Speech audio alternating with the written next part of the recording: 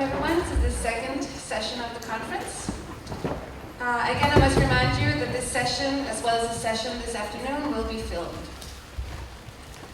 The theme for this second session is presenting oneself in a professional context.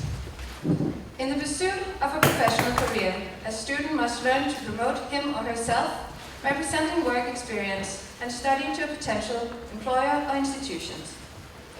For instance, students seeking work placements either at home or abroad, or applying for a local or an international training program. It has become increasingly common to present oneself with the help of a portfolio in print and online versions. What constitutes a good portfolio? How should one be designed or appear? What should a portfolio include and for what reasons? How can students, educational institutions prepare the students for this challenge? Should the student have versions of this in a number of languages? The panel speakers today are Amber Kerr, Rikke Bjarnhof, Jørgen Vadum and Sarah Staniforth, and Carrie Roberts will join us via the web. After the presentations, there will be time for questions and debate. The first speaker is Amber Kerr. Amber is a paintings conservator at the Smithsonian American Art Museum Munder Conservation Center. She received her master from the Winterthur University of Delaware program in art conservation. Beyond her role as paintings conservator, Amber also serves as a member of council for the IIC, in addition to her contributing roles as social network editor for the IIC Facebook and Twitter pages, and her support of advancement programs for emerging conservation professionals and students.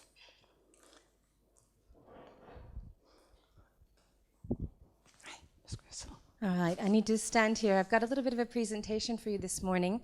I have been a part of the IIC since actually I was a student. I was a student member of my first year in graduate school at Winterthur, and I was encouraged by my professors to become actively involved in any professional organizations, and I'm a very strong supporter of that, and I think you saw that a lot yesterday in the presentations. So I'm going to touch on some points of what I look for when I'm looking at students for interns now. Now that I've been graduated from the program since 2008 and I'm working full-time in a museum, I do a lot of mentoring for both pre-program, program students, and then post-graduate students, either at a fellowship level or beyond. So I'll step through. The first thing I look for is beyond your skill sets, what you can bring as a professional to the field is your attitude. Because what can differentiate you from the next person is how you present yourself and how you look at yourself and how the world sees you, which I think is a really important point that you need to consider when you're presenting yourself professionally. Are you enthusiastic? One interesting thing I find, and I don't know if this is a generational thing, that so many people are conversing digitally through text and emails and on their phones, but then when they get face-to-face, I notice that there seems to be a decline in interpersonal skills sometimes in communications. And that's really hard, because when someone goes to interview you and you're not comfortable talking, it makes it really difficult for a person to really get to know you. So showing your enthusiasm, talking, being able to talk about what you like, why you do what you do, why you're here, is really going to be important to the person who brings you on board. You're entering a team of professionals when you come on board as an intern or a fellow, and so it's real important for them to get to know what your driving force is, what brought you here, why you want to be there, and to not be afraid to kind of show that enthusiasm. That being said, you don't have to be overly enthusiastic and really, really excited, but show that you care. I once interviewed a person who was so flatline, I didn't realize how impassioned she was in conservation until I started to draw it out of her, and then I realized she really had a lot of passion, but none of it showed until I really worked on pulling that out of her. And I work with the public. I work in a conservation center that is behind glass walls. And so when you go out and you engage with the public, which is becoming increasingly more important in our field, you need to engage the public, you need to excite them, you need to talk about what you do and why it's important that they get involved with preserving cultural heritage. So again, that enthusiastic attitude is really important. Being receptive and open to new ideas. You know, we all learn things all the time. Are you receptive to criticism? Are you receptive to both negative and positive criticism? You know, we all like to hear when we do something well, but when we don't do something perfect, you know, we're all perfectionists as conservators. You know, how receptive are you and open-minded are you to new things, especially if you're going internationally? You know, being open to new environments, new cultures, new things is a very important thing. Being adaptable. You know, I plan something when an intern comes on board with me or I'm working with someone, I have this plan, a grand plan of what's going to be accomplished over the next 11 months that they're with me. But that doesn't always happen. And so I ask them I want to see that they're adaptable to the plan, that it can shift and change, and that they have that kind of enthusiasm and attitude to be able to work with me and adapt in situations. And are they considerate? You know, we work in a team environment, I mentioned, and the importance of understanding how your actions affect others, right down to how do you care for the tools in the lab? How do you use the materials? How do you leave them for that next person? Because each of you needs to be considerate for each other to have a really nice, smooth operating lab. And because we're bringing somebody on board, we definitely want that person to fit in. And so if they are not considerate of the people that they work with, it starts to, as we all know and have had that experience at times, it really can kind of rub each other kind of the wrong way. So being considerate is very important. Innovative. I love one of the things I really am passionate about with what I do as a conservator is that we have this wonderful innovation where we're a small field and we often have to come up with our own problem-solving skills. So are you innovative and are you willing to share that innovation? I love it when someone comes in as an intern with me and they're doing some repetitive task and all of a sudden I found out that they've worked out a better way of doing it. And they show me that and they share that with me and then I learn because it is a reciprocating situation. You're there to learn something but you're also bringing new information to the place that you're going as an intern, and that's important to be able to share that innovation and to learn from it. And then initiative. I love nothing more than when one of my interns will come to me and say, I've noticed this, would you like me to do something about it? I mean, what I hate is when something happens and they said, oh yeah, I saw that. You're like, okay. You know, having that initiative. So these little key points that you as a person, I mean, aside from what you're learning in school and all the hand skills that you're developing as a conservator, think about your professional development and how you present yourself. And these are real key points, I think. Networking and professional development. Now, you hear this word networking all the time. It is so important in your career to do so. As I said, I've been a member of the IIC since I was my first year in graduate school.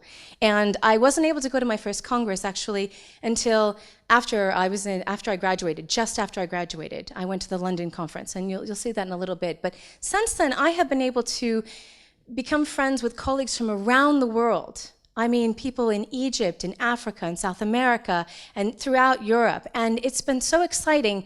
And we sort of all feed each other information. And they can be in different multidisciplines as well. And it's wonderful when I'm talking with a student, emerging student, or an intern, and I'm able to connect them with somebody in the world that they want to go or to meet. So I always use my resources, and that networking is wonderful for your career moving forward. Conferences and the lectures and workshops, attend as many as you can and seek the funding to go to them.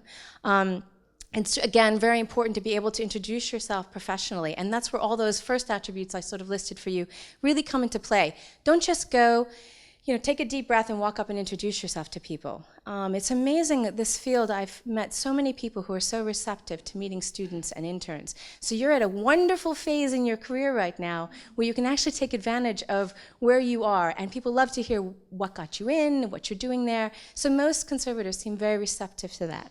They've all been there, so they know. Advocacy and outreach, and this is something, of course, working in a conservation lab with glass walls that the public can watch what we're doing all the time is a very important component and a driving force in what I do professionally. Conservation is actually a second field to me. I had a whole other career and then switched into conservation in my 30s. So for me, I'm so grateful every morning when I get up and I get to go to work and be a conservator.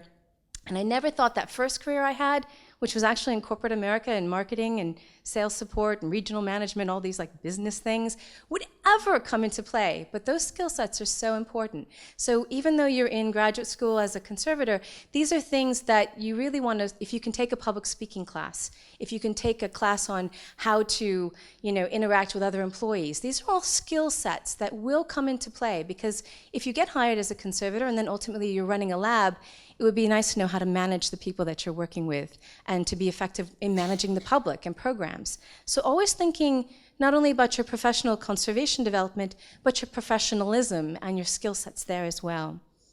And then finally, mentors and mentees. I was mentored by some amazing people, and I continue to find mentors. Seeking mentors is very important. And then at some little delicate little tip in the balance, all of a sudden, you start mentoring someone. And that's an important thing too, because you begin to learn what your skill sets are, and you're giving back. It's sort of this, again, this relationship as you move forward in your career and be thinking about that, I think is very important. Presenting to oneself. E-portfolio, this is something that's really coming forward. I mean, we all know I lugged around this huge binder for the longest time. Every time I had an interview, I'd have to put it in the suitcase and guard it, like bring it on the plane with me and make sure that I had this huge binder of information. It weighed a ton, and I'm surprised I still can stand up straight half the time. But now there's this wonderful thing of an e-portfolio that's really becoming very popular.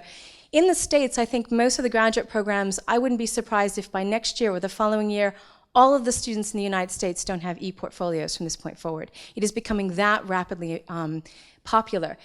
As a person who's looking at potential candidates, this is amazingly wonderful. These sites, you can use different types of sites to develop them. This is actually my third-year graduate intern. She just started with me a couple weeks ago. When she interviewed last January, she and the other two candidates who I interviewed all had e-portfolios. I could look at them before they ever got there. I could actually use my time wise enough to put together questions for the candidates based on the e-portfolio that I was looking at online. And the way the e-portfolio works, as you might be able to see, I don't have a pointer, but there are different categories. Now, it's sort of like LinkedIn, if you're familiar with that. You can land on the page, you can learn basic things about the person, but to get into any depth, to get into any of their treatments, you actually need to have the password. So it is locked at some point. So you don't have free access all the time to everything so that anybody could see it. You actually can control the information and how it's viewed. And this is going to be very important to the institutions that you work at, because there are going to be copyright issues, and you should, when you're using an e-portfolio, at least dialogue with them to make sure that it's okay that you use the photographs in your portfolio, letting them know that they are locked. But also you may have to put some sort of photograph provided by such and such institution. So being aware of those copyrights is very important. So in Jessica's portfolio, the main page, you can look at who she is and kind of look at her CV, and that's all accessible to anyone. And then it goes a little deeper, and she talks about sort of projects that she's done, interns she's been in, and she can categorize these things however she likes. And the one that I love, of course, is the last one. She actually talks about volunteering, advocacy, outreach. So you can highlight your strengths, and you can even put in there what you want to go and do beyond that. So again, for potential employers or places you're going to be as an intern, an e-portfolio, you don't have to lug it on the plane with you. You don't have to worry about it being lost in your luggage. It's there. So as long as they have access, and it can go before you, so they can actually get a good professional image of you. The other options are using different social networking sites and blogs. I will now actually ask candidates, do you have a blog site? This is actually a blog that was written for our first student conference. One of the students she wasn't in the Winter program at that time, she hadn't been accepted, but her name is Heather Brown, and she's now in the program. And she actually sat in her pajamas, and she talks about, this is the first conference I ever attended in my pajamas. She watched the IIC student conference on her laptop. Got up very early in the morning to be able to watch it, and I hope that we have a lot of people on the web today watching us as well. But she had her own personal blog, and when she interviewed to get into graduate school, this was a key point in her being accepted, because they saw that she was already proactively using networking skills and social networking sites to reach out, both to within her community and to the public in general. So she was sharing what conservation is. Again, with blog sites, you need to be careful about copyright issues and such, but she's really good, and she credits all of her photographs, and if she hasn't taken them herself or if they belong to someone else. But I thought it was great when I saw that she actually blogged about that first student conference, and maybe we have some bloggers out there who will on this one. So you have blogs. Contributing to a blog if you don't have one yourself. This is another thing that they like to see, both potential employers. When I have an intern, because we have so much outreach and advocacy at the Smithsonian Lender Conservation Center, I have my interns write 2 blogs over the course of a year. I want them to write one about their project and another one maybe about their experience. And I think that the graduate program they now belong to actually asks them to write one for the university. So you're going to start seeing, these writing skills about your projects are going to become more and more demanding, I think, as they use these social network sites to help promote the museums. I have both a LinkedIn and I am visible on academia.edu. These are other ways of presenting yourself aside from an e-portfolio. Again, it's mostly just CV or basic information. On the academic.edu, it's sort of like a Facebook for academics.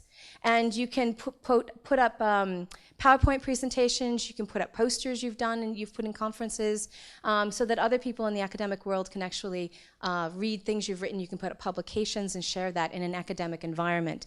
One thing I like to do is try to maintain a consistent photograph in these things, especially professionally, so that they see, oh yes, it's that one that I saw on LinkedIn and it goes with the Facebook one. And so being consistent in the way you present yourself, so if you have a snapshot of yourself, keeping it consistent in whatever formats you use helps someone know that they have found you and not someone who's got the same name as you. So it's a visual. I also work, when I have my Facebook page, I also tweet at the same time, and I just told you to keep it consistent, and you see how it could be very different, and then all of a sudden someone is like, oh, wait a minute, do I have the same person or not? So it is nice to have that consistency. And I actually was asked to start the Facebook page for the IIC a little over 2 years ago, which amazingly, this is an older photograph, we are close to 12,000 followers now in just 2 years. So very exciting internationally to see the demographics of who follows us on Facebook. So indeed, this advocacy outreach is becoming very important using social networking. And the fact that you may be doing that yourself or helping an institution do that is going to be really important. And I'd also say be very careful, because potential employers will look at your Facebook page. Just letting you know, it's out there. So professional involvement.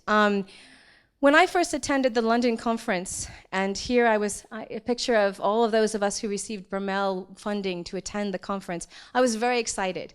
I went to London, and there I am. You can always follow the red hair in the circle there in the center. So these are all the Bromell winners that year, and I attended my first IIC student meeting.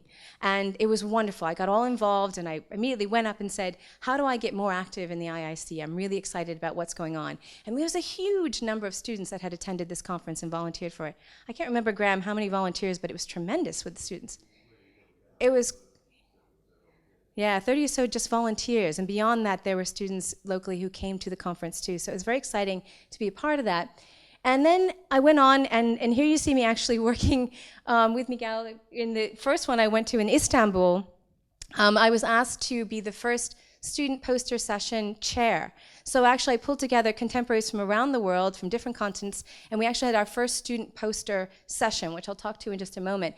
But we did have a meeting at that conference as well, and you start to see these are students from all over the world. We had students from Greece and Turkey and Italy and London and South America. It was very, very exciting to see how many students were there. And a lot of that had to do with that student poster session. So we were very excited that students were now coming to the international venues, as this one was in Istanbul.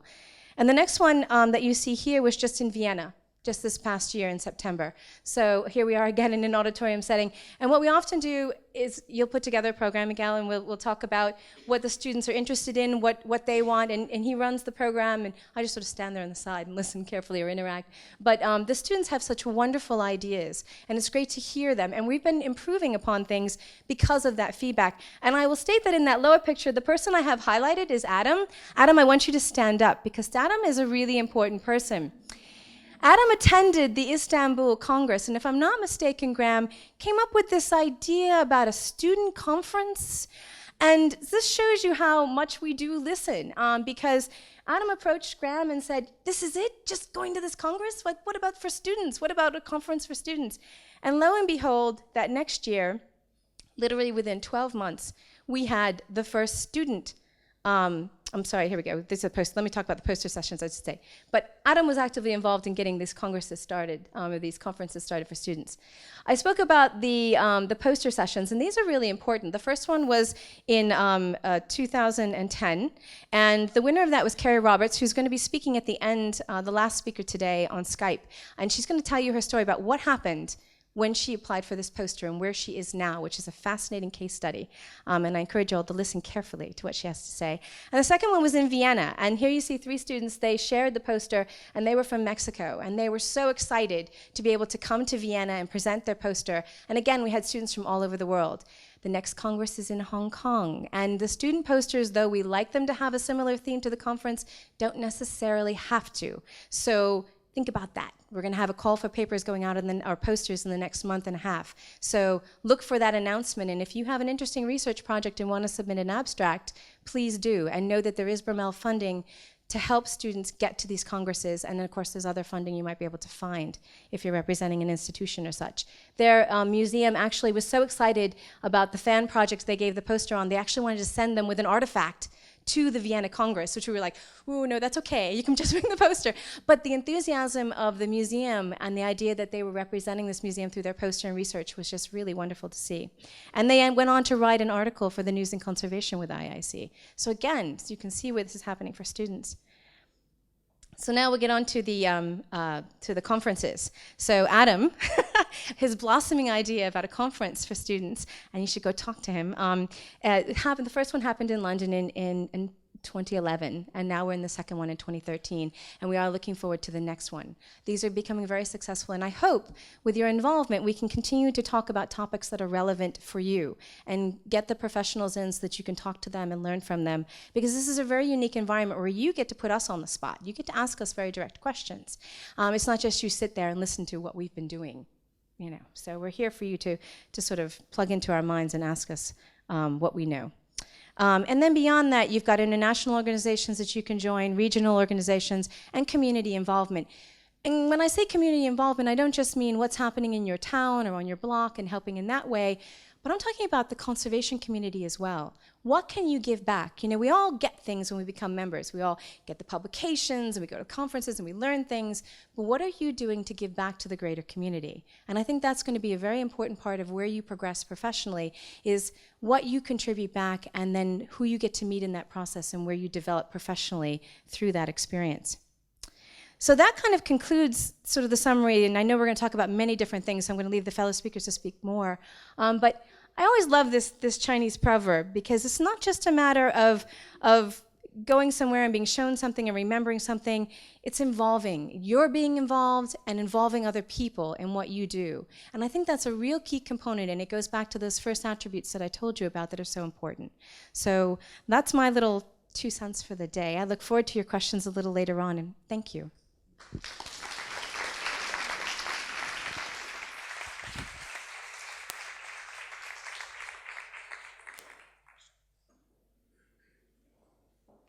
Thank you, Amber. The next speaker is Rikke Bjarnhof.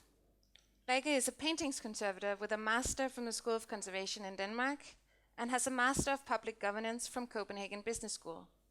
Rikke is today Head of Buildings and Artifacts at the National Museum of Denmark, the Department of Conservation. Rikke is also involved with the implementation of recent changes to conservation training and education in Denmark. Rikke, go ahead. First, I want to thank you for inviting me to join this session here about presenting oneself in a professional context. As you heard, my name is Rikke Bjarnhof. I work at the National Museum, and I'm head of the section Buildings and Artifacts at the Conservation Department. My staff's major purpose is to conserve our museum's artifacts, of course, but 2/3 of my staff is employed based on external financing. So we work hard to maintain the size of our staff by bidding on conservation projects in connection with renovation of buildings and churches and for private people. So when we're involved in a large and externally financed projects, often with strict deadlines, we have to hire more conservators temporarily to secure the progress of the projects. For example, for the time being, I have 14 temporarily employed conservators on different projects, on top of my 30 permanent employed conservators. So this situation is not unusual. So I'm very familiar with the process of assessing the way conservators present themselves in job situations, or how they apply for internships. The last couple of years, we have had 30 national and international internships connected to our department a year. During my career, I have also worked abroad for many years, both in Italy and in the United States. So I've been integrated in other cultures, tried the job interview situation myself with and without portfolios, and know about other perspectives on evaluating employees.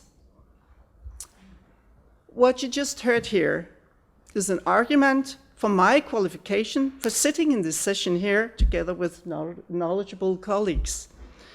Good argumentation, which I, in a job situation, appreciate more than the content of a portfolio.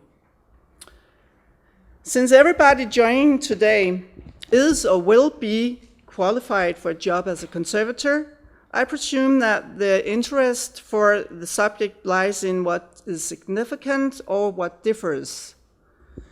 Portfolios can be used for an icebreaker at the job interview. They can be used to demonstrate the work experience with different materials and methods. They can show the variety of conservation projects that you've been involved in. They can show the additional skills of presenting written material and photographs in an appealing way, which is of great value when discussing presenting oneself in a professional context. But I believe that portfolios can have several unintended or even misleading factors also. Looking into the portfolios, you cannot see who did influence or decide the final result of the conservation. Often the conservator has to collaborate with other professionals. So, was it the conservator or the curator? Was it a customer or an architect who decided the level and the appearance of the final results and presented case?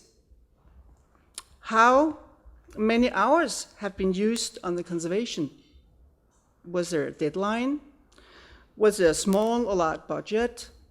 And another factor is that the demands for work experience before or during attending the conservation education differ a lot between countries. Some might have 2 years of experience before even entering the education. Others might complete the education with spare experience and therefore nothing to put into the portfolio. For me, it is the context that decides which kind of conservator I look for at a job interview. What matters for me is decided by the complexity of the project or the special function wanted. It is the combination of education, skills, and experience, but also combined with the personality, such as open-mindedness, curiosity, ability, especially ability for collaboration, which determines the choice. But let's get back to the title of the session, Presenting Oneself in a Professional Context.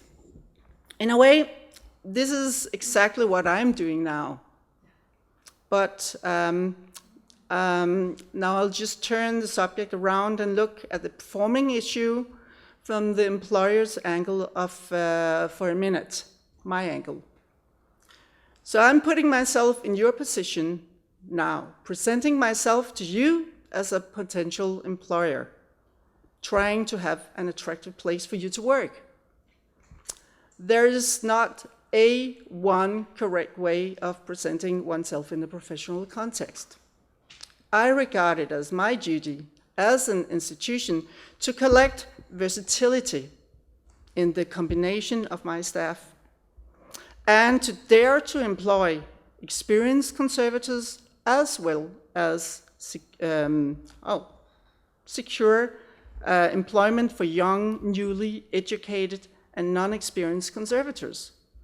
They can contribute with curiosity, innovation, and another dynamic to the group and can help to develop the institution through new ideas, which is very important. Your generation has been raised and educated to perform. In the pursuit of professional careers, most of you are extremely picky and ambitious about which institution you want to be able to write on your CV. and which kind of work that attracts you. I'm now looking out at you and out on the future of the conservation world, and you're sitting in this room here with me. You should know that the institution worked very hard to be able to attract good conservators and professionals, so we can develop and meet external demands for our raison d'être. My advice to you all is to be authentic, with or without a portfolio. And remember, conservators have a good, very good education and understanding of processes and a flair for collaboration with other professionals, which could open more doors to related professions for all of you. So think big. That's my.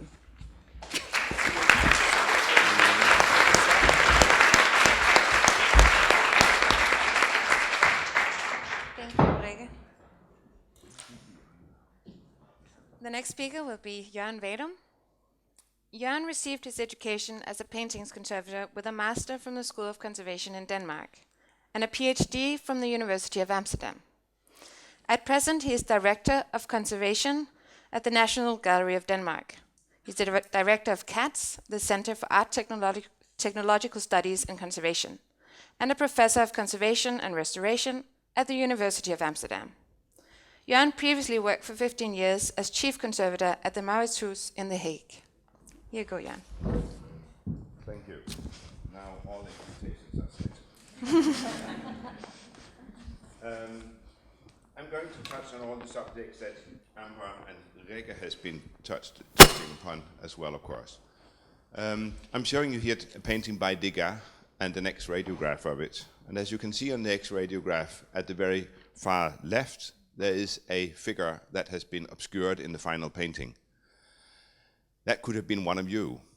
You want to come out and be involved, be within the scene, be performing together with the other dancers and show off that you are able to engage in the conservation community as full members of staff in the various institutions that are indeed, as Rikke says, waiting for you to come along, be innovative, have influence, be creating networks.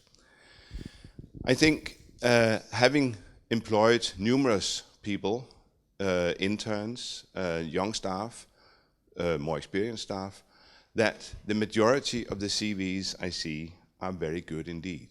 You produce very good CVs in general.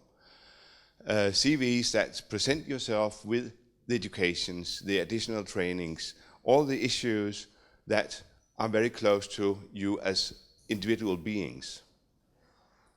The training of conservation has also changed over time.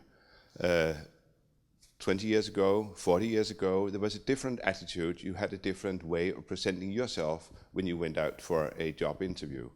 Training has something to do with the development of the profession as well.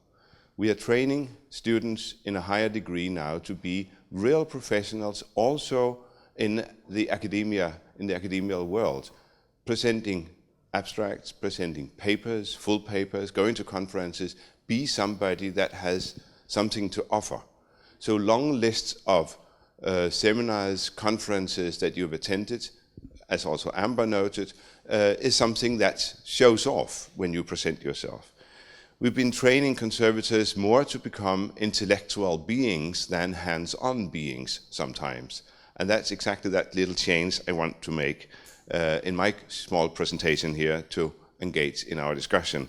Because when you have listed all the things that you can list in your CV, indeed the portfolio is something that I would value as a very important thing. Slightly different from what we have heard in some situations here, because the portfolios can of course be out there all over the place within the social media. But I must honestly admit, I'm not going out there to look for you. I look for you when you apply for the position I put up there. You send in your material, but if the material I get in, these very brilliant CVs that you sent me, do not include images of what you have been doing, that shows that you are actually, and I'm simply borrowing some images here, and that's why there's no text you can read, because I didn't want to include this, Show what you've been working with before treatment, after treatment, how complex the treatments were. Let us see your own hands being involved, that you can really work with these objects, that it's not just a list of all your qualifications, but show off that you are a hands-on person in the middle of all these intellectual exercises that you also have to do and be a part of when you work in the real world. So go in and put a lot of attention to presenting yourself this way. We did it within the Getty panel painting project, where we have engaged a lot of young potential hands-on conservators, you could say, that should go in and work with complex structures like panel paintings that deform, that has to be re-glued, have to be rejoined, have to be issued with cradles or floating cradles or nothing on the reverse side to make them function and be part of the museum collections again. This selection, the selection of these young people, young trainees in panel painters conservation, showed that if you haven't got a good grip of the machinery, the tools, can prove that you are managing a bandsaw, for instance, how can you be expected to fulfill with a CV of all of the conferences you've attended that you really can go in and work in this discipline where we want you to be?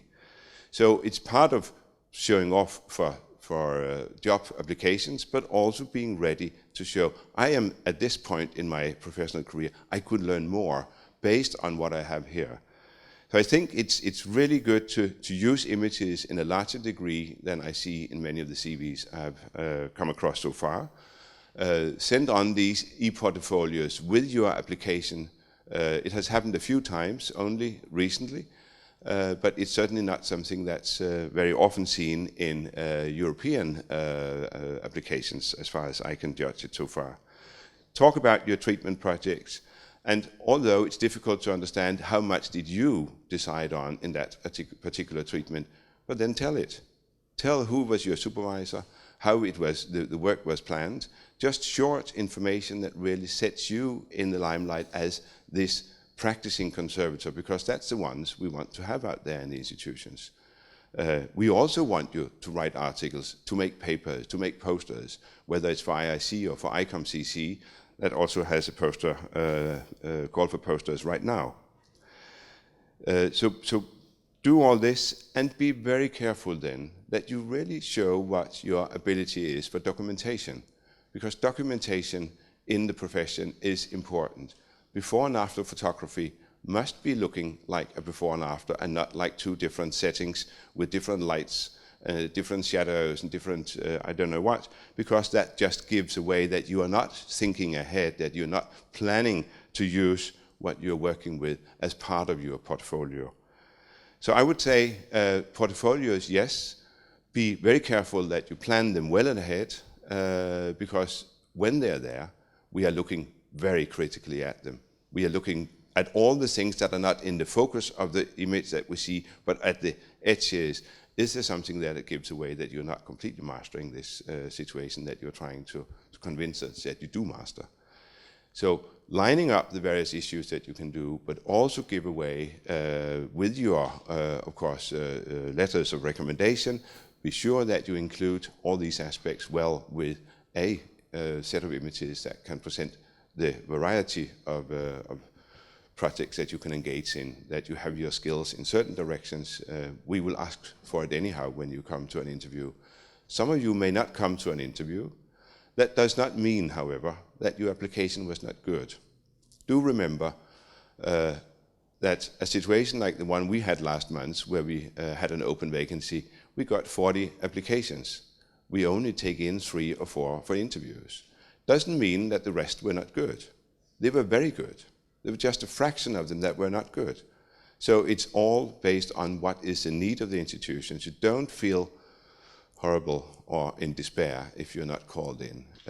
And don't, I'm sorry, but we can't write to all of you that it was a good application, but unfortunately, and for this and that reason, do believe in yourself and move on to the next opportunity. That's the best way you can do.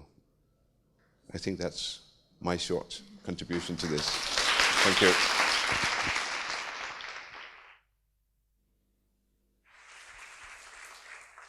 Thank you, Jørgen. The next speaker is Sarah Staniforth. From 2011, Sarah Staniforth has been Museums and Collections Director at the National Trust.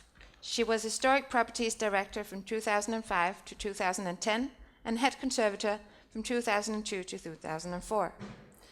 She is also a Director of National Trust Enterprises and Historic House Hotels. In 1985, she joined the National Trust as advisor on paintings conservation and environmental control. She studied chemistry at Oxford University and paintings conservation at the Courtauld Institute of Art, and worked in the scientific department of the National Gallery from 1980 to 1985. In 2013, she was elected president of IIC and has just completed a book on preventive conservation for the Getty Conservation Institute's Reading in Conservation series, Historical Perspective on Preventive Conservation. Here you go, Sarah. Thank you. Good morning, everyone.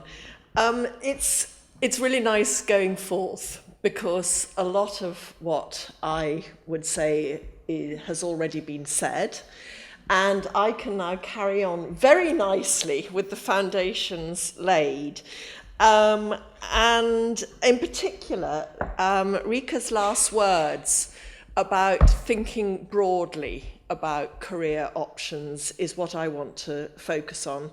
I want not to talk about your first jobs, because that I think has already been very well covered, but I want you to be thinking more about maybe 20 years' time and where you want to be in 20 years' time, and why Rika's closing words are so relevant to what I want to say is this business about thinking broadly about your career options. You'll have heard that as well as having been head conservator at the National Trust, I am now Museums and Collections Director, which is it's a broader role. It's to do with not only the conservation of the collections and the interiors of the 200 plus houses, historic houses that the National Trust looks after in England, Wales, Northern Ireland, but it's also about curatorship, and it's also about the visitor experience. And my job as a Director of National Trust Enterprises and Historic House Hotels is about the commercial activities of the National Trust, the very necessary income that we need as a charity in order to be able to look after the houses and collections, and indeed the land that surrounds them, because we look after gardens and parks and woodland and agricultural land as well.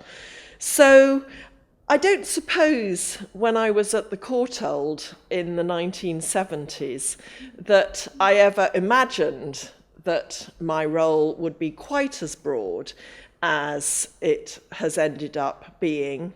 But I'm very glad that I have ended up where I have, because it demonstrates that those of you with a conservation qualification can think quite broadly about options in the museum and heritage world, and you don't need to feel that your options are limited to the conservation studio or laboratory.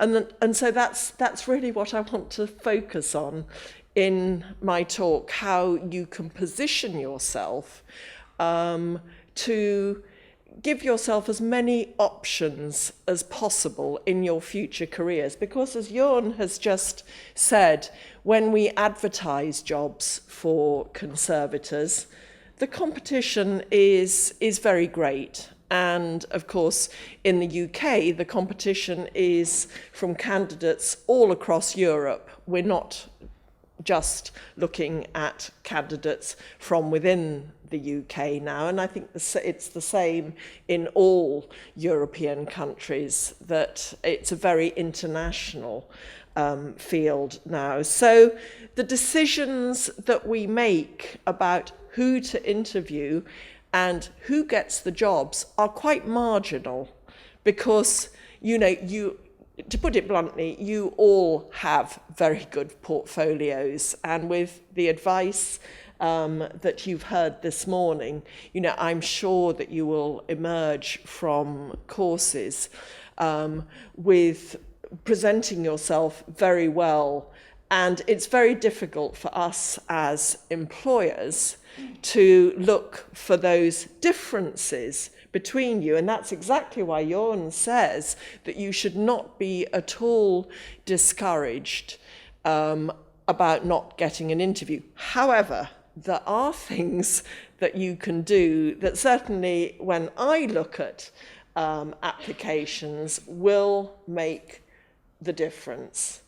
And the first of those is proactivity.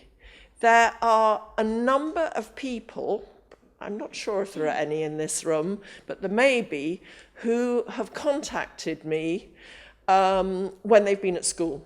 So before they ever get to university even, I will get inquiries from students, or in fact school children, saying, I'm interested in a career in museums or heritage, I'd like to work for the National Trust, what should I do? And those sort of people, the number of them that then will re-emerge after 5 years or even 10 years, and I hopefully remember them, because that sort of enthusiasm at a young age really demonstrates a passion for the career that we want to pursue. So proactivity would be my first word. I also want to talk about volunteering, because it is a controversial subject, and we may want to discuss that because it's a difficult issue, particularly when students have had to finance their way through courses to then take on unpaid internships or voluntary work. But at the moment, with the economy as it is, we at the National Trust, we are a largely volunteer-run organisation. We have 5,000 staff. At the beginning of this week, we had a press release because we have just gone through the 70,000 volunteer barrier. So 5,000 paid staff, 70,000 volunteers. And we couldn't open the houses. All of the guides in our houses are volunteers.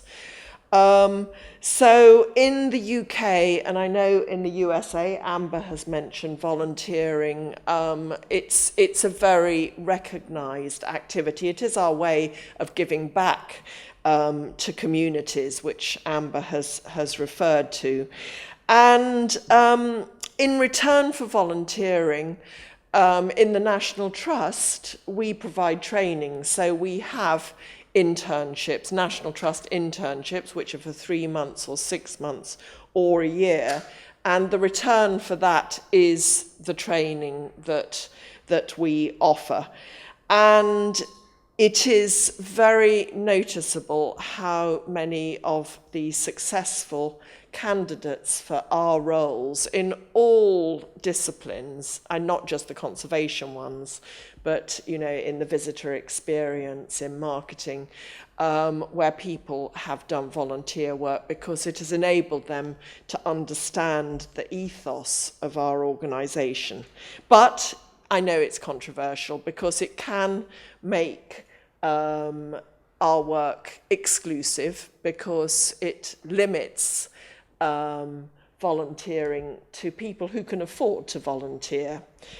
However, it is a very good way of getting experience.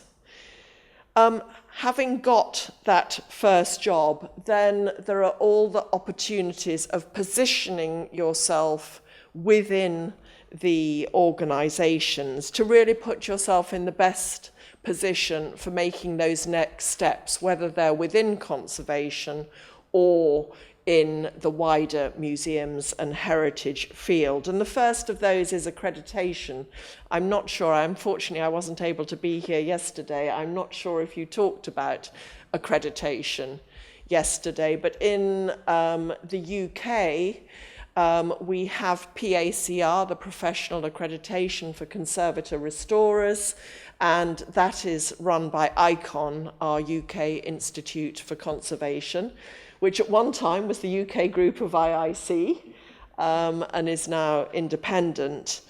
And accreditation is a benchmark of professional practice in the UK. So a lot of conservators, whether they are working freelance or for organisations, are working towards accreditation.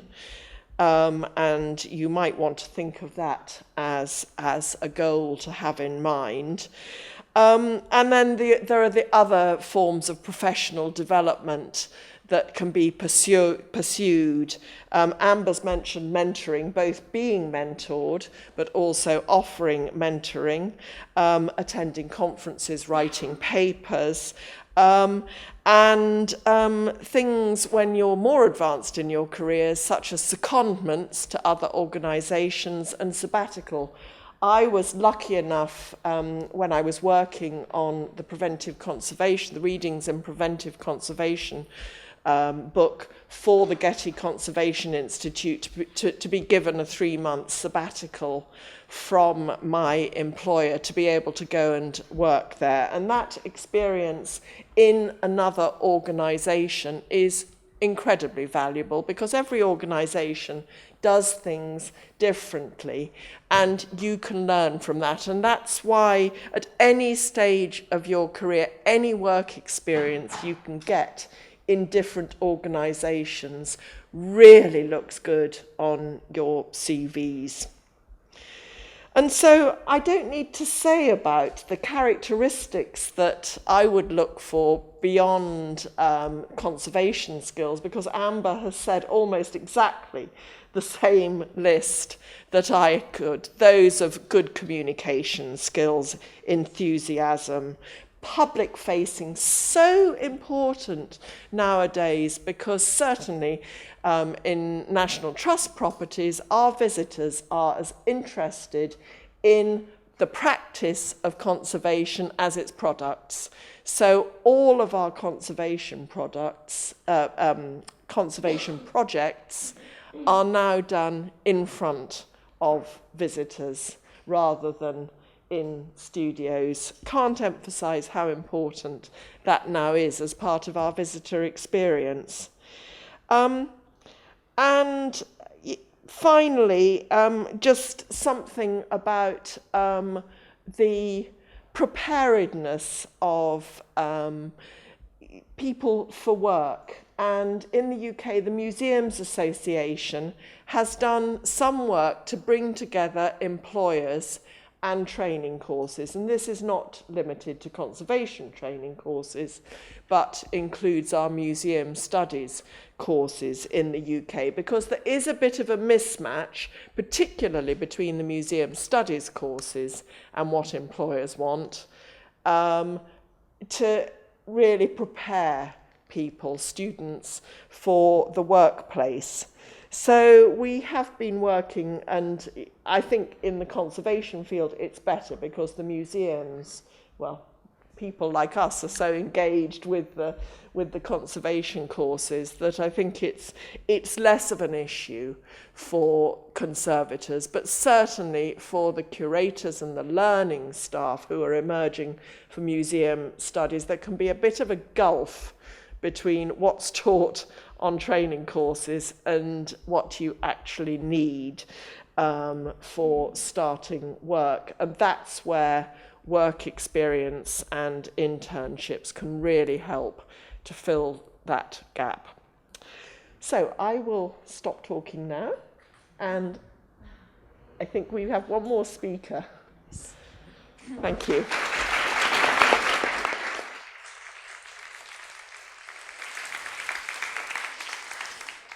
Thank you, Sarah. The last speaker of this session is Kerry Roberts. Caroline, or Carrie Roberts, graduated from the Winterthur University of Delaware program in art conservation. Carrie recently completed a one-year graduate internship in antiques conservation at the J. Paul Getty Museum, and is now working as a Mellon Fellow at the Metropolitan Museum of Art. Carrie served for 2.5 years as a co-officer of professional education and training for the Emerging Conservation Professionals Network at IIC. She is now part of the Education and Training Committee of IIC, serving as a liaison to the IIC Wiki project.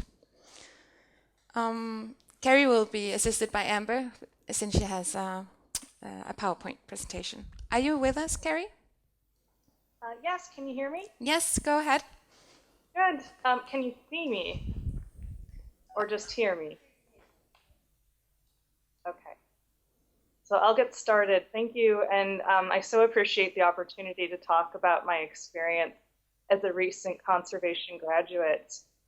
The theme of my talk this morning is engagement, which for me signifies networking, building friendships, and serving professional organizations. And I'll be talking about how this has helped me navigate the transition from conservation student to professional. Professional engagement, I've found, not only benefits the field, but it can benefit you too in unexpected ways. My conservation training experience has been, as I'm sure has been for many of you, quite a journey. Mine started about 3 years ago while I was in my final year at the Winterthur University of Delaware program in art conservation. That year, I had the chance to present a poster at the 2010 IIC conference in Istanbul. After submitting my study for the IIC's first ever student poster session, as Amber mentioned earlier, and after learning that my poster had been accepted, I applied for and received travel funding from my university to attend the conference.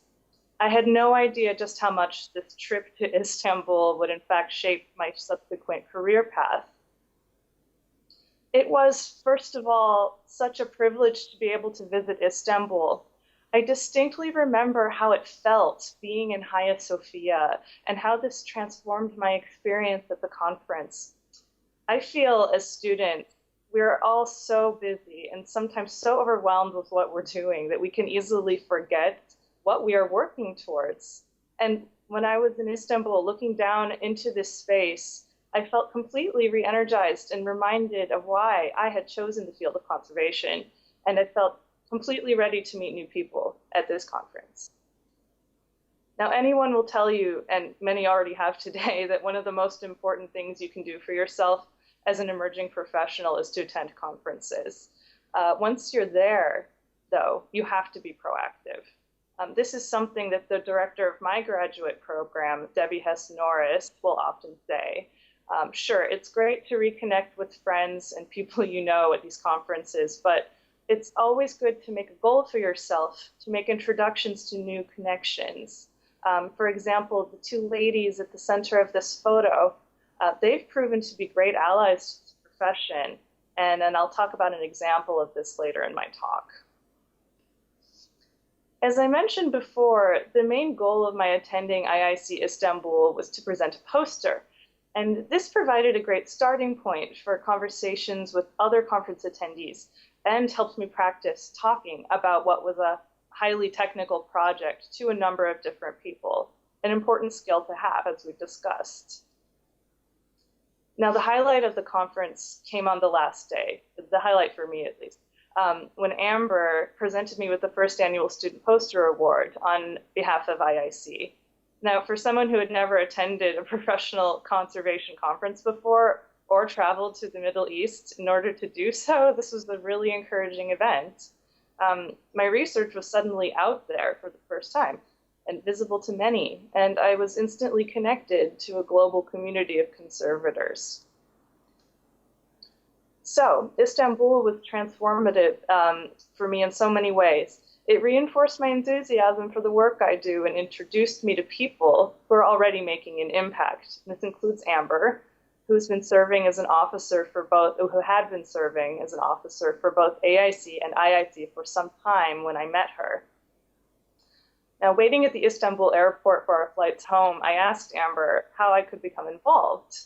And back in the States, while completing my third year of grad school, I joined AMBER as co-officer for the Emerging Conservation Professionals Network of the American Institute for Conservation, or AIC.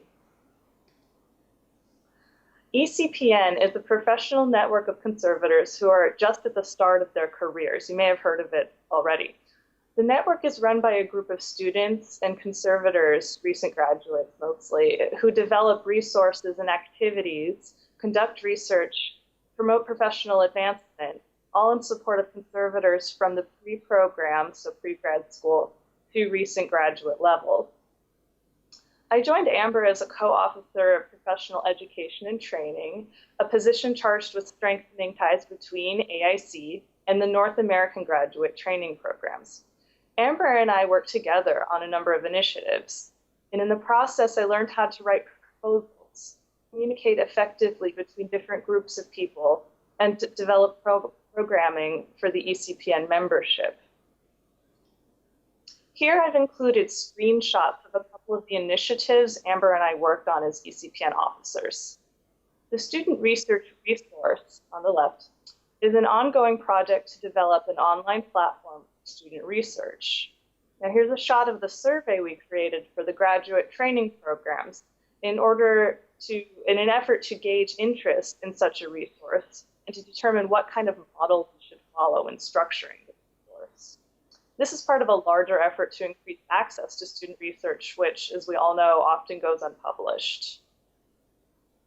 Another project we focused on was conservation outreach and how emerging conservators are using online platforms such as social media. We presented this research as a poster at the 2012 AIC annual meeting in Albuquerque, New Mexico. ECPN has been a presence at the AIC meetings for a number of years now, providing opportunities for emerging conservators to come together and share ideas. One of the most popular ECPN programs has been Portfolio Session, which was first developed by AMBER and is now in its third season. The Portfolio Session was organized to provide students and recent graduates a chance to share their portfolios with conference attendees, to get feedback, and to network. This past year, I worked with my new co-officer, Glenn Manthe, in expanding this session into a seminar that includes talks about portfolio building. One speaker who resonated especially well with our audience was my mentor, Suzanne Davis, who talked about issues beyond the portfolio, including CVs, cover letters, and again, how to present yourself to potential employers. ECPN events are always based on the feedback we get from emerging conservators so that the projects and programs we develop are in touch with the interests and concerns of our members. Each year, ECPN hosts a happy hour at the AIC annual meeting. And like many of our other events, the happy hour is attended by conservators at all levels, which reflects one of the chief goals I've had with ECPN, to increase the dialogue between emerging conservators and more established professionals. In true full circle fashion, this year's happy hour was sponsored by True and attended by Patty Dumbaugh and Julie Heath, the lovely True representatives I first met at the IIC Congress in Istanbul. This is a good example of how connections you make can really make a lasting impact long term. Professional services remained a common thread in my postgraduate conservation experience, even as I bounced around the globe back to Turkey, back to the United States, and eventually landing in Los Angeles, California. The nomadic lifestyle many of us take on in our postgraduate years can be difficult.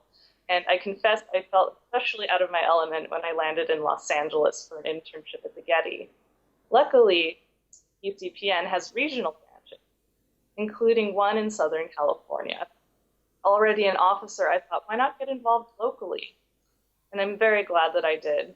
Here are members of the SoCal ECPN branch in front of the sculpture Playground 33 by the artist Tony Smith. Next slide. The SoCal ECPN group documented and researched this sculpture, which is installed in Beverly Gardens Park in Beverly Hills. Together, we created a Wikipedia article on the sculpture as part of the International Network for the Conservation of Contemporary Arts Tony Smith Public Art Project, Volunteering your time for an important cause can be a great way to connect with people. And in this case, it brought me together with young conservatives in the LA area. I definitely encourage everyone to consider joining their national conservation organization as well as their local guilds. And if there isn't one, reach out to conservators in your area and start one. You'll be surprised how many people like you there are who want to connect with other emerging professionals. Now, reflecting back on the last years, I realize now how important that trip to Istanbul was. It inspired me to get involved and introduced me to mentors and colleagues who became important allies as I navigated my way through the end of graduate school and into my first couple of years as a conservator. And in another full circle twist, I'll be working with one of these colleagues, Anna Serrata, a fellow IIC poster presenter at Istanbul, starting this month at the Metropolitan Museum of Art. I've also continued to serve, having recently taken a liaison position with AIC's Education and Training Committee. So, how do we engage? My recommendations are this. First, go to conferences. Don't just attend, participate. Submit some of your research as a poster or paper, and not just in the student session. Introduce yourself to new people and offer people your business card. Cultivate friendships. Follow up with the people you really connect with. Check in. Express interest in what these people are doing. Don't be shy to make inquiries into possible opportunities for further training or work. Serve your profession. Become a member of your national or regional conservation organization. Have ideas or just want to help out? You can approach officers about joining a committee or just share your ideas with them. They matter. Participate regionally, locally. Get to know your local conservation guild and propose meetings with other emerging conservators in the group. And finally, encourage others to do the same. The more we engage with and support each other, the better prepared we'll be to serve and represent our profession to the world. I'd like to thank the International Institute for Conservation of Artistic and Historic Works for inviting me to speak today. It's been a pleasure. Thank you.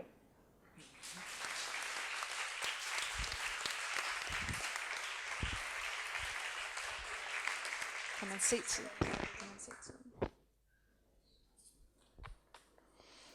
Thank you, Carrie. Thanks to all the speakers. The session is now open for questions and any comments the audience may have. If you have a question, raise your hand and we'll bring you a microphone. Today I do ask you to stand up before you ask your question and say your name and where you're from.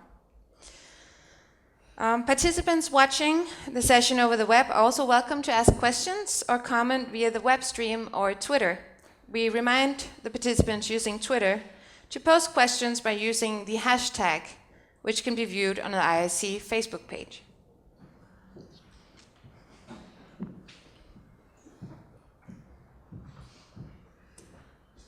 Megan?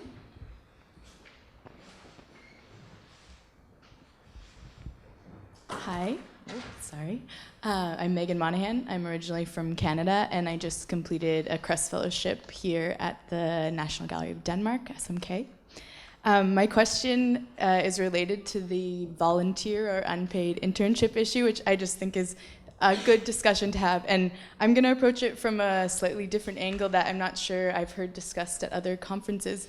What I'm wondering from maybe other students who have got funding or from employers who know a bit about getting funding, how can we as emerging conservators help to get this funding for ourselves so that we aren't working unpaid? How can we help in this process? Because we know our employers are really busy and they're already trying to get funding for so many different things within their departments. And I just wonder if we can discuss some ideas about how we can be an active participant in this.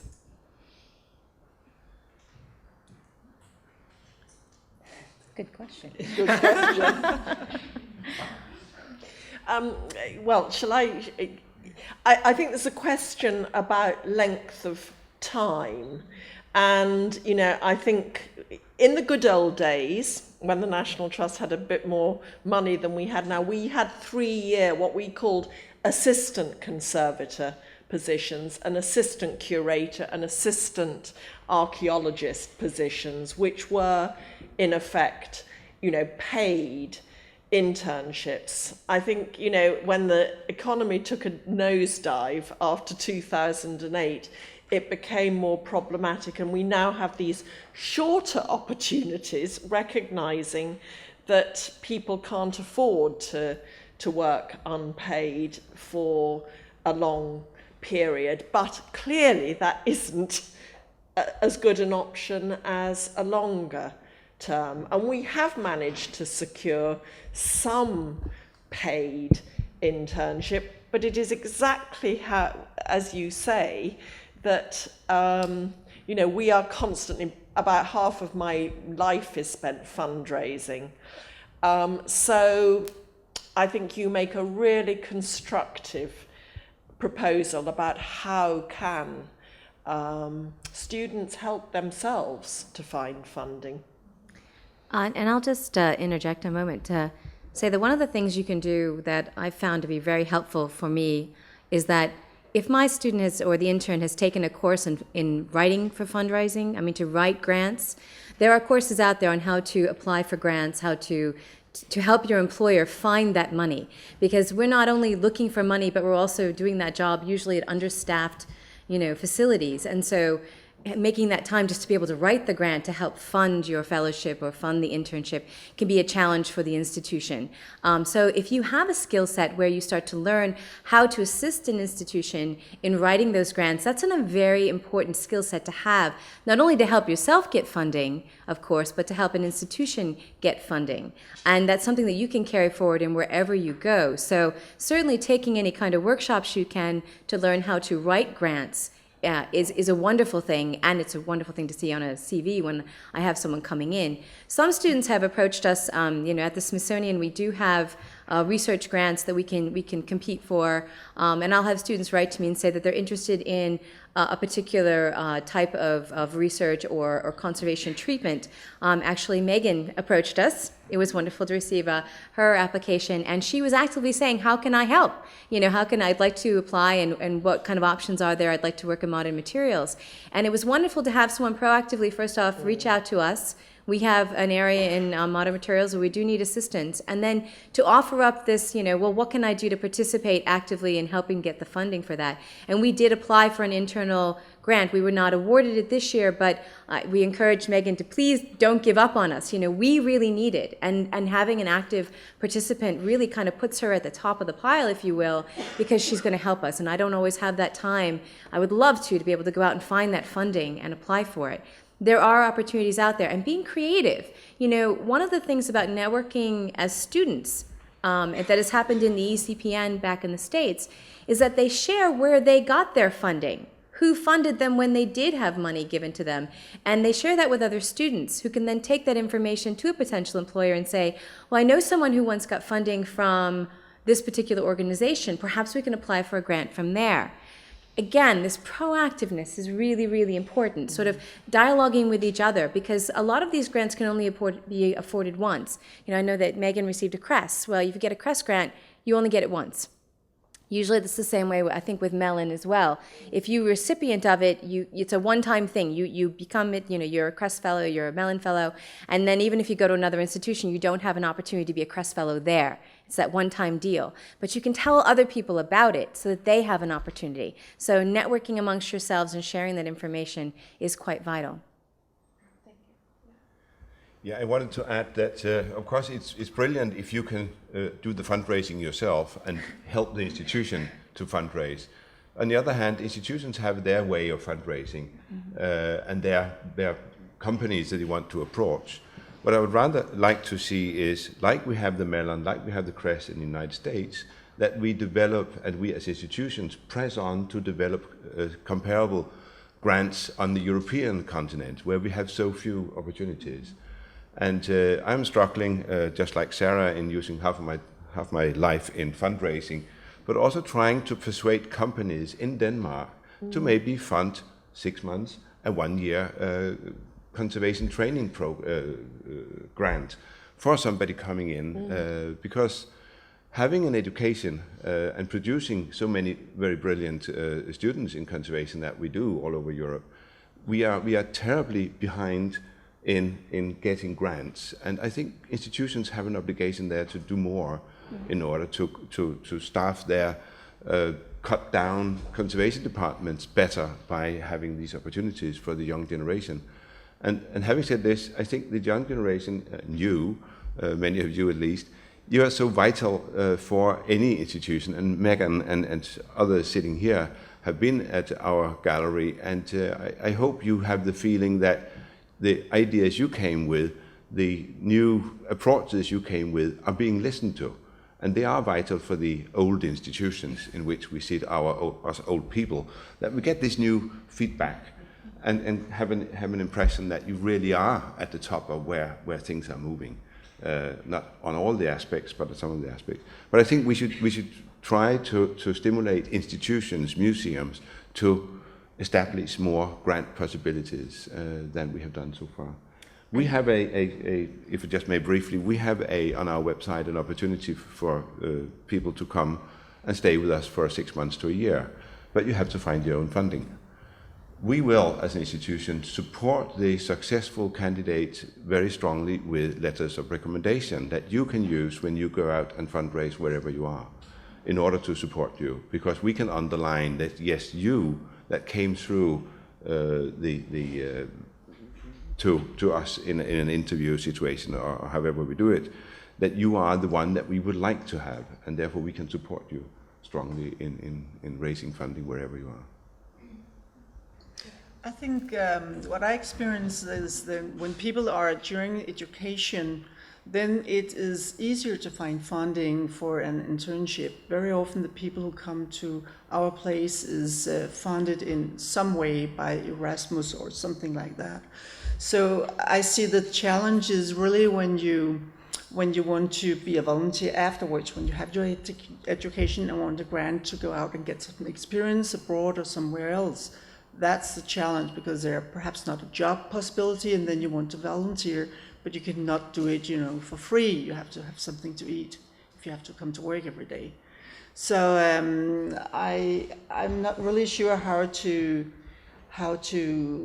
do that, because at our institution we don't have any form of, we can help seeking the grants, giving recommendations and stuff like that, but not really much more. But I think it's very important that we do work on the possibilities of developing these kind of grants, because I think that's going to be the world more and more with the competition we are dealing with. And I actually have an anecdotal story to tell. When I did my third-year internship at the Smithsonian as a graduate student, of course we are open to the public, as I mentioned, and they come through and we give public tours about conservation, and we work behind the glass walls. Well, there was one individual who came through on a tour, and this woman her husband had recently died, and he was a chemist, and she was looking to donate money to a cause that would sort of reflect her husband's interest in both art and science. I mean, she just was an average person coming to a museum, going on a tour, and she was so motivated by what she saw in the outreach program at the Smithsonian that she actually donated $100,000 to the Smithsonian and dog-eared a portion of it to say, I want to fund a year fellowship for someone in conservation. And I benefited from that. And it was a tour that she had come on that I had given, and she just walked through, and she didn't even know that I was the recipient of it. But the next year I got to meet her, and I gave her a personal tour of the projects that she basically funded to help in our institution, because she funded my being there. And that has promoted her to talk about it with other collectors that she knows. So you never know in public outreach and how you present yourself and how you're presenting your institution, you never know who's on that tour, who may be so motivated, again, that enthusiasm by what you're talking about and what you present to them, that it actually motivates them to want to do something about it. And Sarah mentioned the importance of outreach and public communication is something that's going to become more and more vital as we look for more funding. So you become that active person every time you talk to someone in the public. And it's not just institutions. You just never know.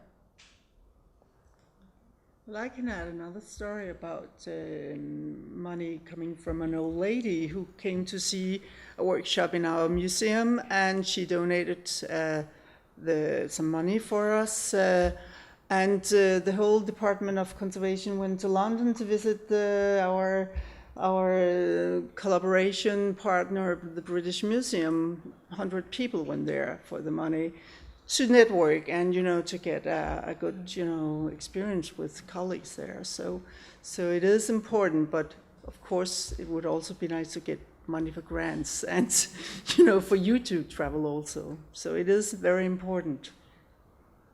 Thank you. I have a question, please.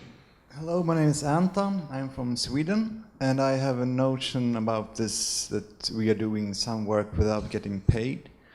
Is it a possible problem that it will make the view of conservation work as a charity work instead of a professional work? Is that the problem, or is it? I mean, I'm asking you as as professionals. Well, in the arts themselves, anywhere, volunteers are a vital part, whether you're a museum with docents or, I think in the field, in the arts, we struggle. But we're very dependent upon volunteers on many different levels. And those entry levels, too, it's a difficult thing. I want to pay, I definitely want to pay someone if they're going to be working on projects and they're going to be working 9 to 5 through I really want to find funding for that person. But I also take my time to invest in some pre-program volunteers who come to my lab only 1 or 2 days a week for a period of time. I don't make their hours really structured. I hope that they'll show up on Tuesday. It would be great to have them. But at the same time, I'm providing them an opportunity. They're beginning their CV. They're beginning to get into graduate school. And it takes a lot of time to manage those projects and manage that person and to give them my knowledge. That's time for me too. So there is that relationship. So I don't know that entirely that volunteerism will completely disappear. I don't think it can if we're going to survive. But there does reach that point of, if you're being asked to do a lot of projects and you are being a professional, that's where I find sort of the efficacy of, I really want to find funding for that person. And I have a hard time giving them that kind of responsibility. If they're a volunteer in my lab, they're not expected to do things. Everything I give to them is sort of if you'd like to help out with this would be wonderful. It'll give you opportunity. I'll take pictures and I'll be your support. But I recognize I can only ask so much from them. So I think that stopping the abuses, if you will, in volunteering is real important, and to really recognizing when it is that critical turning point of this person should be funded in some way. If I can't find funding, I try to get them connected with local conservators who might be able to give them opportunities beyond what I can so that they earn money to actually work on larger mural projects or otherwhere. So I'm always thinking sort of outside the box of, if I don't have the funding and I really want this person, maybe I can find them another position 2 to 3 days a week, which will help them in the same field and help a local conservator as well with a large project. So I always keep networking and communicating with local conservators to find out what kind of projects are going on and if they need assistance, and then be able to get paid money for volunteers that are coming to me. And also one notion also to the discussion about that as conservators, maybe we should go out more to work with companies, because maybe that also would be a good idea, because right now I feel that lots of the focus, well, especially in Sweden anyway, at the Conservation School, and maybe also here is a focus towards museums. But I guess also as a conservator we could have be able to work with private companies also, like in the construction companies and these kind of things. Yeah, the National Trust, we now have a principle when we are going out to tender on our building conservation projects, and actually within the National Trust, our building conservation absolutely dwarfs collections conservation. And we will preferentially select contractors who have apprenticeship schemes. And I think that for large artifact or wall paintings conservation projects, we will also ask that there is a training element within that work. I think that's a really positive thing that employers who use private contractors can do to encourage training by private companies. It's a really good idea. I do understand the first question you put, and to my best belief that we within the state institutions in Denmark are not allowed to have volunteers because that might take up positions that otherwise would have been filled with somebody that should have a salary. So it is certainly not acceptable within the state institutions in Denmark. However, I do hear also somewhere in the grapevine that they are reconsidering, because one, there's a lot of people out there that would like to do something, and two, we don't have the funding, so why not allow them to do something at least as a volunteers. But indeed, it has been a struggle, I believe, also within our profession over the past 50 years to emancipate ourselves from being volunteers that had parents' financial support to work in a museum because that was fancy. We want to be, of course, regarded as any other building company with the same responsibilities. But on the other hand, I also realize that the whole cultural sector is constantly put under financial strain as one of the first ones when it goes downhill with the economics. Yeah, I think I must emphasize that the volunteering that we do is absolutely across the board. It is not just conservators. I mean, you know, we'll have people gardening, particularly gardening. Gardening volunteering is really popular. But you know, it's not limited to the cultural sector. But we do have a lot of also volunteers at the museum, not in the conservation department, because as just Jan says, we're not allowed to have volunteers. But we do have people who volunteer for driving the mills and sailing our ships and gardening the houses on the open air museums. So we have a big tradition in our museums for that. So in a way, I think I would like to pay, as Amber says, I would like to pay people when they come to work for me. But I have all the interns who are really brilliant and really, clever people who have had a lot of, training. And I can see when you're freshly and new, you use a lot of time for supervising people, and they're still on during education. But you do use a lot of time supervising, telling, mentoring, showing, discussing. You get a lot back also because they know the news techniques. They have seen something somewhere, so it's both way. Qualifying the work you're doing. It's really giving, but it's difficult because you look at a lot on the CV to see have you been out there. As many of us said, it's really important that you've been out trying different things. So in a way, it would be nice to have volunteers so people could get started, somehow. But it's still against my, feeling that they should, when you have your education, you should get paid. It's really a dilemma, I think. Hello, is it on there? Adam Klupsch. I've recently finished my Master's in Principles of Conservation at the University College London, Institute of Archaeology. I also work for St. Albans Museums, and I'm a member of the executive committee at the Józef Piłsudski Institute in London. I've got a few comments about portfolios, because I think the conversation, well, actually the two arguments that Amber and Rika had, one for and one against them to some extent. I think that was really interesting to compare the two stands that you have. I would like to tell you all that what's important is to be flexible and to be versatile. Various institutions will require you to present different things and your various skills on your interviews. I recently applied for an internship at a large architectural conservation practice in the UK, and they specifically required me to bring a portfolio with me. I've not had one before, but it was really, really useful to put it together, and now it's great to have it, for my own record, really. Obviously, if they ask you to put together a portfolio, you have to do it. If you're interested in the job, you just have to do it, and you will.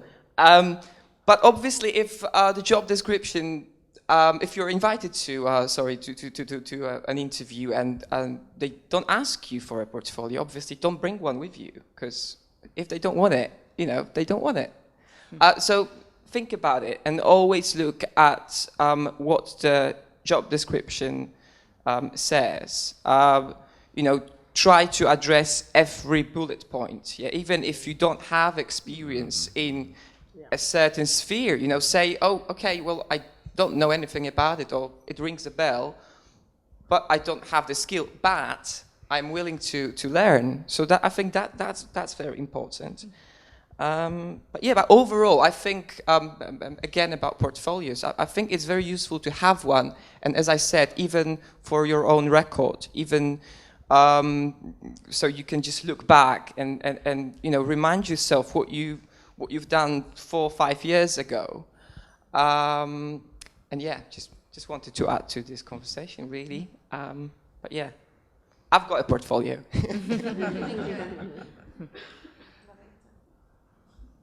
I think that was very well said, but I also would like to emphasize that training in being called for an interview could be something that some of you might be able to benefit from.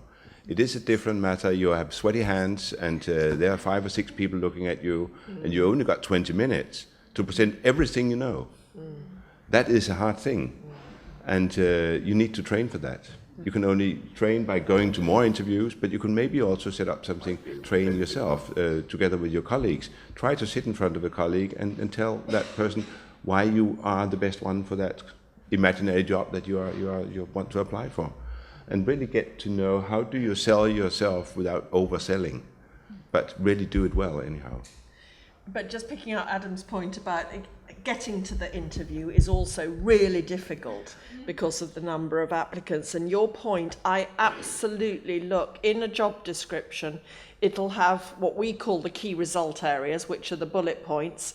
It will also have a section on knowledge, skills, and experience. And it's really important to systematically match yourself to both the key result areas and the knowledge, skill, and experience, because in the way that a selection process is done is there will be criteria based on those, and it'll be scored about whether the candidate meets the criteria, exceeds the criteria, or doesn't meet the criteria. And, we will frequently find that there will be a lot of candidates who meet and exceed all the criteria. And if you don't match yourself to the criteria, you won't score on that. So that's really important in the application process. And I can even add to that when I applied for my full-time position at the Smithsonian, it wasn't a given that I got this position. Even though I had been a fellow there for 2 years and an intern as a year, I had to compete. And I had to compete through a website application process where I had to provide my CV, I had to say that whether I had a portfolio, I had to answer questions about certain skills I had. And this first stage of my application review was done by human resources. They're not conservators. They're given, these are the questions you're answering. They want to know your skill set. So if you're really going for those larger positions, the chances are that a conservator is reading that first application you put in are actually pretty low. You're probably being screened out by a human resource department who is looking to check off these little boxes, and they're looking methodically through hundreds of applications and just going, nope, nope, yep, nope, yep, nope, and and it sounds cruel, but it's reality. And so really addressing those points is very important, because you need to say that, yes, you've done that. Yes, you've got that skill set. And they will score you. And then those applicants end up on the desk of the person who's in the conservation or curatorial staff, who then previews them and gets to start to narrow it down further. But getting through that first gate can be really difficult. And just to build on that, both in the written application and in the interview, evidence is very important. So you can't just say, yes, I've got great communication skills. You need to say, I have got great communication skills, and my evidence for that was that I was invited to present, at the student conference in Istanbul or wherever. And I would like to add that saying that a portfolio is not that important is perhaps because when you have 20 or 30 minutes for the interview, then it's very important what you prioritize your time there. And I have never been presented to an e-portfolio before. So if you have this portfolio in front of you and you have to look through that for the 20 minutes, you cannot, get deep into it. It's something you say, oh yeah, it looks nice. And then so in that way, it doesn't evaluate for me when you have the 20 minutes. But it might be different if I got it in advance. If you were invited to the interview, then you said, well, I would like to send my portfolio in advance so you could look into it. Then perhaps a portfolio has a bigger value. But if you present it at the interview, you don't have the time or the concentration to look into the portfolio. So there might be a different, issue there of when you get the portfolio. Right, and as an interviewer, the e-portfolio has really allowed me to use that 20-minute time much more effectively, because I could look at that portfolio, scan through the projects, and I would specifically say, if they're applying for modern, say, painting materials, I would say to them, talk about that project with de Kooning. What did you do there? I noticed that you did this treatment. Why did you choose that? And I can then say, well, who assisted you with that? It can be much more pointed interview, which gives me a lot more information. And the frustration I had before with the physical portfolios was I never had the time to really look through them, as you mentioned. So the idea of these e-portfolios and what they can do is, I think, of great potential. And it'll be interesting to see. I remember, I sound like I'm in the Stone Ages, and I only graduated in 2008, but when I first interviewed for graduate school the first year, and I didn't get in, the first year that I applied, I gave a presentation with slides. The next year, and I was like there were 24 of us that presented, and probably 2 gave PowerPoint presentations. The next year, it was the reverse. In just 1 year, it had gone completely digital. And this was in the graduate application process at Winter. And I was one of the ones giving by the way, PowerPoint the next year. I had been told to give a slide presentation the previous year. But it's interesting to see where the digital world is taking us. So whereas maybe it isn't a big thing in Europe at the moment, e-portfolios, because you are working with so many different countries and you can work bilingually in them, it could be quite advantageous moving into the future. And you just never know what's going to take off. But it was interesting to find that I'd heard about the e-portfolios only 2 years ago, and now of the 10 graduates of the Winter program, I think all 10 of them had e-portfolios when they graduated. And they're using those proactively out there in the field, which is going to give them an advantage. So, just thinking about it.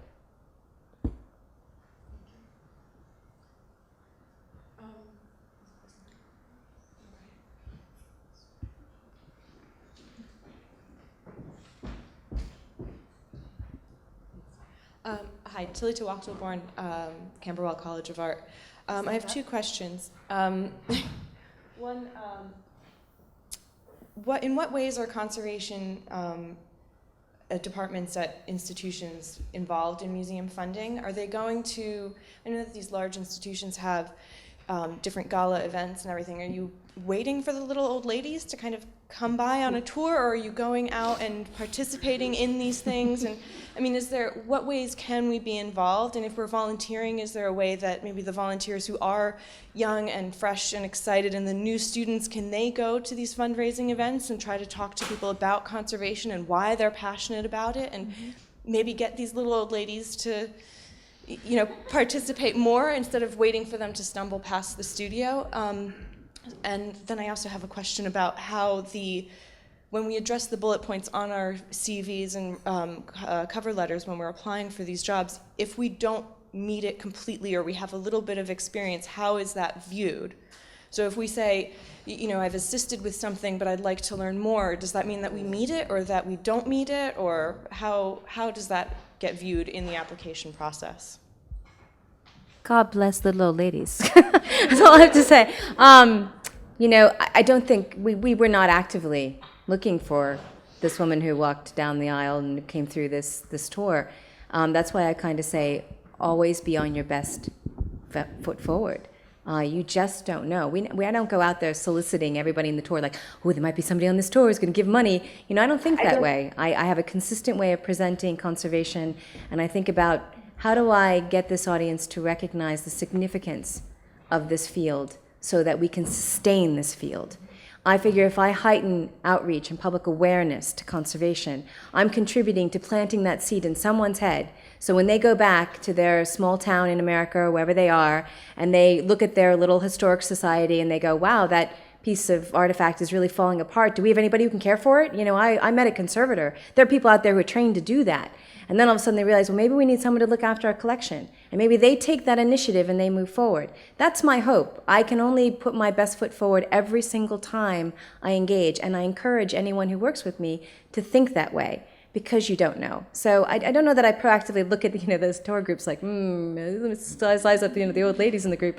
But it is a way of, What about fundraising galas at the institution? Is conservation involved in those types of things? You know, we would love to be. Sometimes we are. Sometimes it's more of a they have their needs for that funding, and it's going someplace else, or it's going to a certain pot, or it's hard to, you know, we want to be actively more involved with business development, as they call it, or development opportunities, and that's a matter of sort of the departments. I think that can differ from one museum to another. Certainly, if we have a project, we'll approach our director and say, we'd really like to have funding for this. Can we start to use the business development people to assist us in coming up with program ideas or ways of fundraising or finding people who can assist us? So you can work with those departments who are specifically designed to go out there and do fundraising. And that's another skill you can go out there and learn through taking a workshop too, is how do you raise money? You know, not only writing the grants, but you know, how can you be involved in programs? These are, again, outside the realm of conservation, the type of training you can give yourself, which is real important. And Smithsonian offers it to our interns. So if someone's an intern with me, I'm like, go take that grant writing course, go take that fundraising course, learn these skills. Even though they don't involve cleaning a painting, go take them. I want to see you develop in that area. Yeah, just on the fundraising, I mean, we have a very, very systematic approach to fundraising, and we run legacy days for people who may want to leave bequests. We have various levels. We're a member organisation. We have 4 million members, and then we try and develop those members into higher levels of giving. So next weekend, I am going to Venice with our major donors, and you know, this is a very, very tailored, you know, behind the scenes opportunities, and many of those donors will give specifically to conservation projects. We're running a huge conservation project at Knowle in just south of London at the moment. It's a £19 million project, and we've already raised 2 million from donors, and we have other grants, so we have most of the funding in place. But we absolutely involve all our conservators, curators, archaeologists, building people in fundraising activities, because you know, the people who give money are not interested in meeting managers. They're not that interested in meeting our professional fundraisers. They want to meet the people on the ground who do the work, and they're as delighted to meet, you know, a young, new member of staff as a senior member of staff. So it's very, very tailored to the interests of potential donors. And your point about meeting selection criteria, the thing that is absolutely disastrous to do in an application is to pretend that you can do something that you can't, because that will really get found out under interview. So the best approach, if you feel that for a criteria you need further development, is to do exactly what you say, and to say, I have some experience in this area, but I am very, very enthusiastic to learn more about it, and the way that I would like to do that is da-da-da-da. And the one more thing about applications is that I will expect to receive telephone calls or emails from unsuccessful applicants asking for feedback.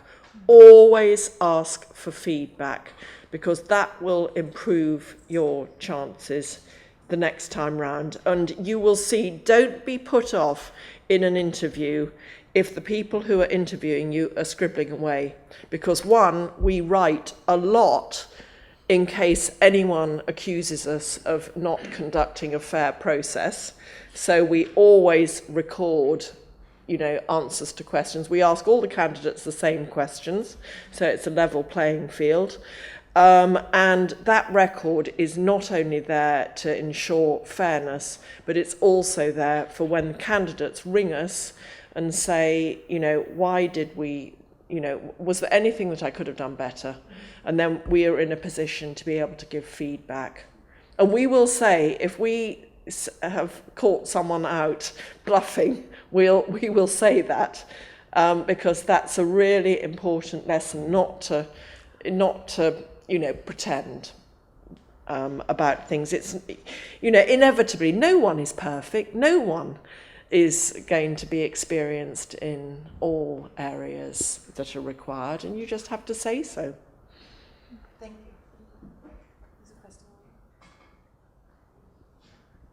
Yes, originally I had a comment to your question about using voluntaries. My name is Michael Højlund Rasmussen. I'm head of conservation at the Regional Conservation Center, Conservation Center West in Jutland. And I'm also a member of the board of the Danish Association of Museums, a rather good place for a conservator to be, actually, to be able to influence and promote conservation at the right place. So what we are discussing right now is actually the use of voluntaries, voluntary help in the museum business. It's a hot issue, and it's also a very political issue, and to us the key problem is whether the use of voluntaries are being put onto us as a political stress, or something that you are expected to do in order to keep down your expenses. And I find that most annoying, because we can always have these kind of, the dilemma that Rikke defined. Is it good to use a volunteer instead of a professional? But when it comes to the end of it, it's a matter of resources. Are we allocating the right amount of resources to the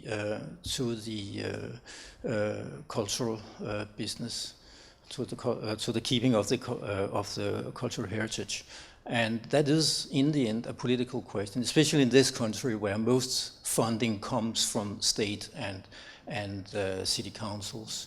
So we are feeling that there is a certain amount of pressure, for political pressure for taking on volunteers. And because of that, we have carrying out right now a survey where we try to map how frequent the museums are using volunteers. And in my opinion, we're not doing so much in the conservation part of the museums area, but still, when it comes to building restoration, for instance, and where you have skilled craftsmen of various kinds, you may see people, and I do see them coming around, doing something to the historic buildings, and I want to control that, at least in my area. So I'm trying to influence the situation towards my museums in order to keep up the standards, the good standards of building restoration, whenever they try to use voluntary people working on the buildings there. So that's one of the places where I think it's difficult to approach it as a student or as a junior conservator, because it is highly political. But I think most of us who are working as employers are very much aware of that and are trying to have a critical approach to the whole issue.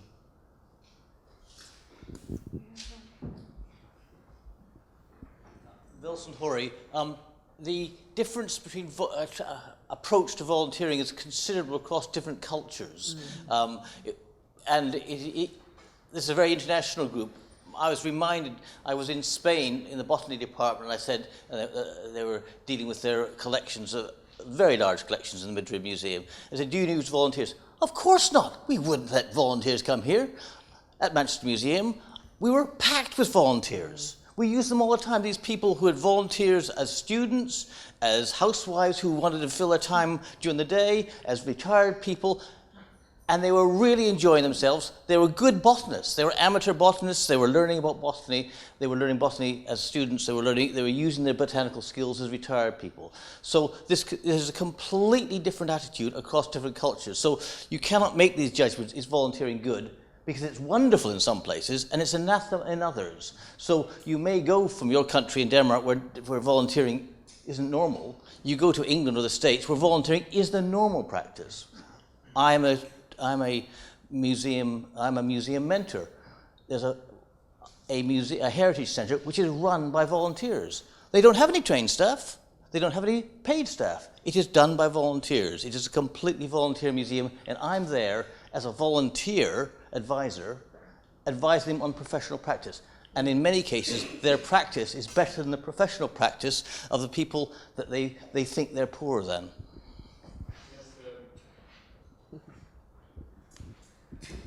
But maybe the problem there is that if you have an education for 5 years and doing voluntary work, that it's a different thing than if you are a home wife or if you are. I mean, the question is that if you have an education and you are a profession and doing a voluntary work, that is what I feel is the issue. It's not an issue if you are a normal person without a special education in heritage work, doing voluntary work. I feel it's like if a doctor was coming to the hospital and doing voluntary work, or if I mean that is my concern is for people with the education in this field. I'm seeing a really good topic for the next student conference. That's what I see, potential.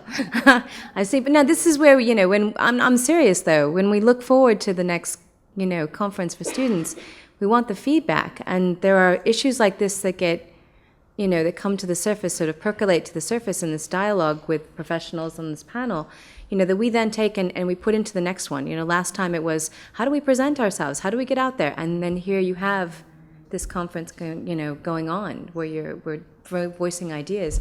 So, this may be, it sounds like it might be something beyond the scope of what we're talking about. We're trying to help you present yourselves professionally. This is a very interesting topic, and we could dialogue about it specifically, but I think that it might be something that would warrant a little more concentration and pulling in some real people who may be directors of museums, maybe politicians, I don't know, at the next Congress, in the conference or something. Think about that as students. I just wanted to make a short comment on the fundraising issue again, because you can train yourself to be good fundraisers, but I think what we've experienced in our museum was that if you are there, if you're one of the few that comes in as an intern, and you see a problem with some of the issues that we are doing conservation in, you may be able to sell that as a new fundraising issue for me as a manager of the department, and we will try together to raise funds to see if we can prolong your stay. And that has happened in a number of cases, that we've been able to address this, and within the management of the museum, see that here is an issue that we haven't looked at before, but thanks to the fresh eyes, something new develops, and we can try to draw that to the attention of some of the funds that supports us. As we also understand, there are different cultures, and in Denmark, indeed, it's mainly the state that subsidizes extraordinary activities in museums, also extra conservation projects. But, however, we are increasingly using private foundations. That means inviting them out to the museum, and maybe my director and myself, we will have a dinner or a lunch with them, but we will always go down in the department, and there we will meet some of you. And there you are selling this thing. There you are making it possible for me to convince them afterwards when we have the coffee that this is a potential good place to put your money, because this museum can both engage young people, but also bring up the projects to the limelight. The fishbowl conservation is something that we practice a lot behind glass conservation, because we can see that it not only enlightens the public, that are indeed very curious to know much more about our material culture than just being emotionally activated by seeing a painting on the wall, but know what's behind it, the third dimension, you could say, what's in there behind it that also makes it more tangible sometimes. And telling that story is essential to the public, and if the public understands it, the politicians will too, because they don't know more than the general public about conservation and cultural heritage in general. As professionals, I think we have an incredible stewardship, actually, in the way that we engage with the public, and that's why I'm such a supporter of it, because we provide access to artifacts and items of cultural heritage that people don't often get to see, but it's something they can connect with. You know, they've had x-rays done on them, so when they see an x-ray of an object, they're fascinated by its substructure. You know, they know that things need to be cared for, and so when they hear that there's someone who has to go through specialty cleaning to be able to care for something, or to look out for its environment, or to preserve it, you know, these are things that they can connect with, whereas if maybe they haven't had any kind of academic training in art history, they might be a little intimidated by an artifact going, well, I don't know what to say about that painting. I'm not sure what to say about that sculpture. But when they hear that something's happened to it and it represents something and they need help or something's going on, they can connect with that idea because they do those things from day to day. So we provide access to cultural heritage that is not done in, you know, just in an academic sense, but it's on a very personal level. And they know things need to be cleaned, you know, things need to be cared for. And I think that's the wonderful part of what we do in our job and a very important part of what you're going to do moving forward. Thank you. And with that comment, we're going to end this session. And to show our appreciation, we'd like to thank you all and present you with a small gift. Ooh.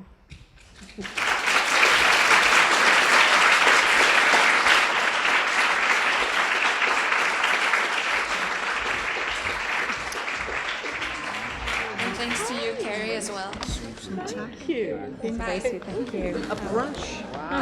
Before you go anywhere, I would like to inform that there's lunch in the cafeteria, which is in the middle of the courtyard over here. There's a buffet for all conference participants.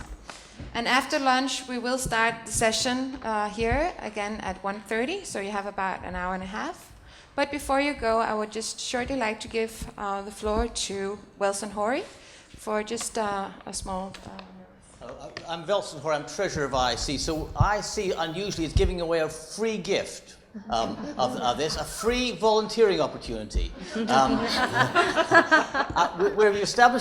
We're establishing a membership committee to find out, membership in all organizations is changing radically. And so we want to find out how membership can be altered in the future in IIC, so how we can adapt to how things work differently. So we've established a membership committee, and as I say, we want a student emerging conservator to come into this committee to tell us what your generation thinks about membership of IIC. We've got some of the old fogies on as well who are looking back to why they're members, but we don't actually want their ideas. We want some. So we want to make sure that they're in a minority. So we want to.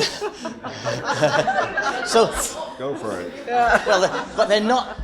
They're not physically dead yet. Oh my God! So we want one or two volunteers from your generation to tell us how membership is viewed and how it can be incorporated into IIC. So over lunch this afternoon, if you come and contact me, I'll still be here.